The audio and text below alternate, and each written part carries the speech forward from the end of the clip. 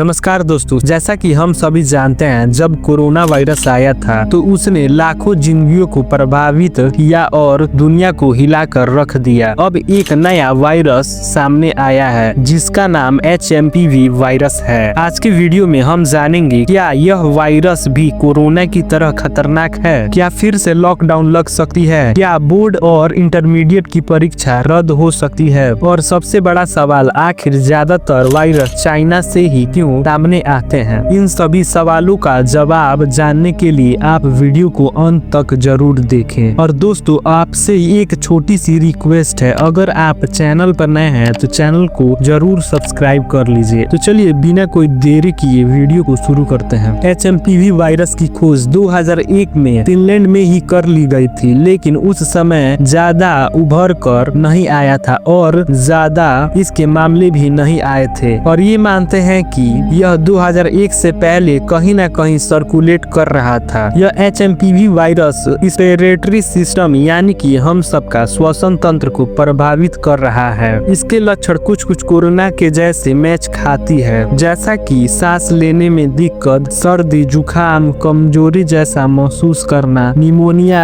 इसके यह प्रमुख लक्षण हैं। HMPV वायरस यंगस्टर्स के अपेक्षा ज्यादातर बच्चे और बूढ़े लोगों को प्रभावित कर रहा है, क्योंकि इनका इम्यूनिटी बहुत कमजोर होता है। इसका मतलब यह नहीं हुआ कि हम सब यंगस्टर्स को नहीं होगा, यह कुछ कोरोना के जैसे ही है। इसे सावधानी बरतने की आवश्यकता है। अब आपके मन में एक क्वेश्चन आ रहा होगा कि इम्यूनिटी क्या होता है। तो इम्यूनिटी शरीर का प्रतिरोधक क्षमता होता है, जिससे शरीर पर कोई भी बैक्टीरिया, वायरस अटैक करे तो उससे लड़ सके। यह एक रक्षक की भांति कार्य करता है। वैसे इम्यूनिटी स्ट्रॉन्ग करने के लिए हम सभी को हरी सब्जियां और फलों को खाना जरूरी है, और इसके साथ ही योग, एक्सरसाइज करना भी जरूरी है। अब चलिए समझते हैं कि यह कैसे फैलता है। यह कोरोना के जैसे ही फैलता है, जैसे कि छींक मारना, भीड़ भाड़ इलाकों में जाना, मास्क यूज ना करना, इन सभी कार्यों की वजह से यह फैल सकता है। यह चीन के शंघाई और बीजिंग शहर में ज्यादा फैल रहा है। और इंडिया की बात करूं तो यह इंडिया के बेंगलुरु में 7 ऐसे मामले देखे गए हैं। अब चीन के बाद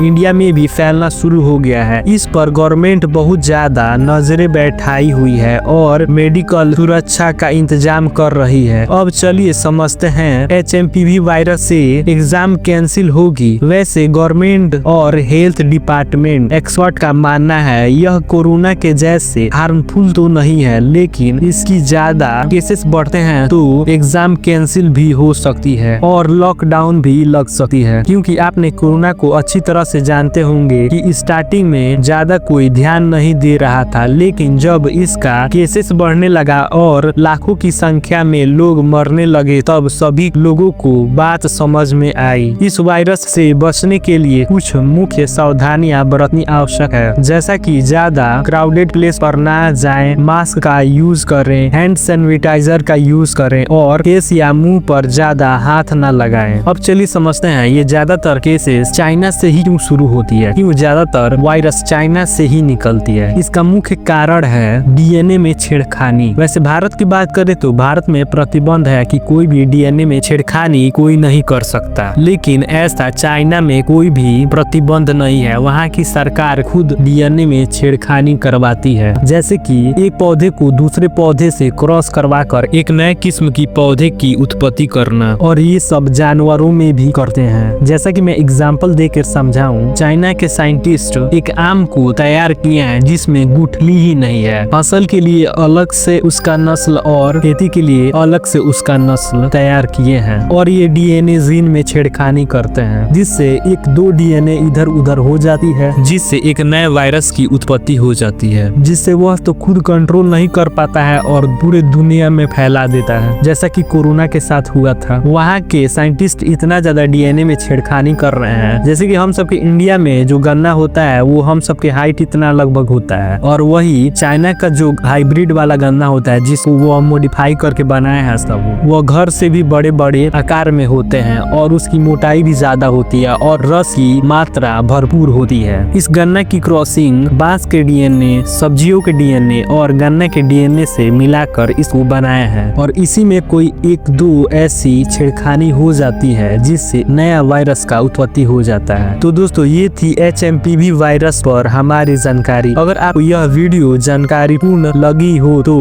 इसे लाइक करें और आप अपने दोस्तों और परिवार के साथ शेयर करें। हमारे चैनल फैक्ट ऑलवेज को सब्सक्राइब करना ना भूलें। तब तक स्वस्थ रहें, सुरक्षित रहें। अब आपसे फिर से मिलेंगे एक नए वीडियो में एक नए टॉपिक के साथ। Thanks for watching this video. Bye.